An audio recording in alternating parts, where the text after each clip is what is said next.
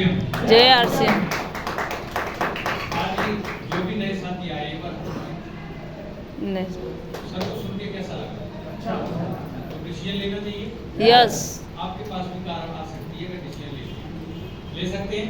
Yes मेरा नाम अजीत है, मैं आपके आगरा में बात तहसील पड़ती है, पड़ोस में ही आप, वहाँ का रहने वाला हूँ।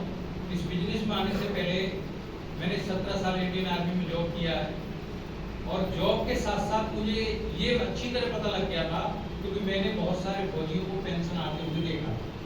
कोई फौजी है भाई? भाई साहब, एक बार जोरदार ताली बजाओ। मैंने फौज में जब गया था,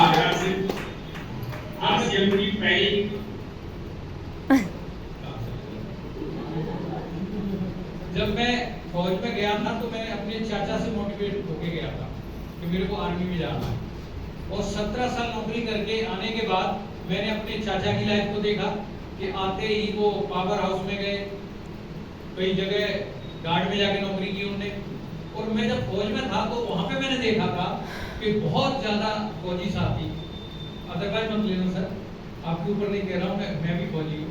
बहुत सारे फौजियों के साथ कहानी थी कि जैसे उनकी प्लानिंग हुई कि वो अब पेंशन के नजदीक हैं या जब छुट्टी जाने के साथ में थे, तो एक ही बात करते थे कि उनके घर का पुदीना सब सूख रहा, उनके बिना काम नहीं चल रहा। लेकिन यहाँ आने के बाद उनका पुदीना पता नहीं कब हरा हो गया, ये नहीं पता लगा कि आते ही उनको कहीं न कहीं जॉब पे मैं देखता था। बहुत बड़े बड़े रैंक पे, मतलब सुविधा रैंक पे, अपना रैंक पे आके, और वो कहीं न कहीं बैंक में, पुलिस में या कहीं न कहीं कोई जॉब कर रहे हैं, और जरूरी थी कि वहाँ एक अच्छी इनकम और आके इतनी हो जाए और बच्चों के परिवार की पूरी जरूरतें पूरा करना मुश्किल हो जाता है, तो लोगों को जॉब करना पड़ता है। तो मैं उनकी हालत को देख के मैं ये कहता था, यार पुदीना मेरा भी सुधरा। तो मुझे भी ये लगता था कि मैं तो जाके ये करूंगा, मैं ये करोड़पति हूँ, ये बड़ी लंबी लंबी बात है। लेकिन मैंने फौज में रहते रहते ही मुझे ये पता लग गया था कि अगर अमीर बनना है तो ऐसा काम करो जिस चीज में आपकी ताकत ना लगे, सिस्टम की ताकत लगे।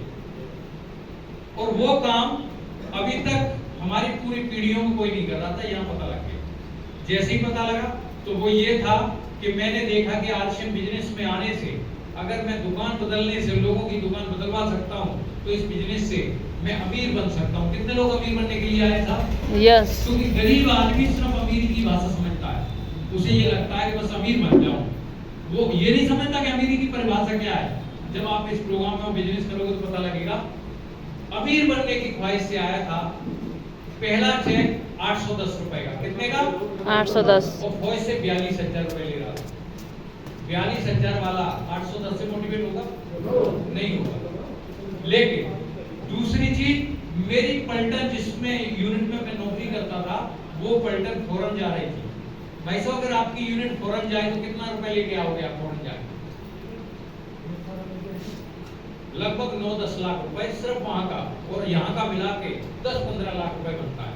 कितने महीने में? 6 से 9 महीने का। और मैं उस समय ये डिसीजन ले चुका था, मैं आरसीएम करूंगा, और मैंने आरसीएम ही किया। मैंने अपने सीईओ जो कमांडिंग ऑफिसर था, मैं किसी भी साथी को ये कहना नहीं दे रहा हूँ कि आरसीएम में कूद पड़ो, लेकिन मैं ये बताना चाहता हूँ कि जो सर ने अभी तक आपको बताया कि ये भविष्य में क्या हो सकता है। मैंने अपनी 42,000 रुपए की नौकरी छोड़ी, मैं फौरन जा सकता था, उसके बाद पेंशन आता, 10 से 15 लाख रुपए लेके आ सकता था, लेकिन वो सब कुछ छोड़ के मैंने आरसीएम बिजनेस को चुना और इसको करना चालू किया। चेक 810 रुपए का ही था, लेकिन यहाँ जो अभी सर ने कहानी सुनाई कि खरगोश दिख गया।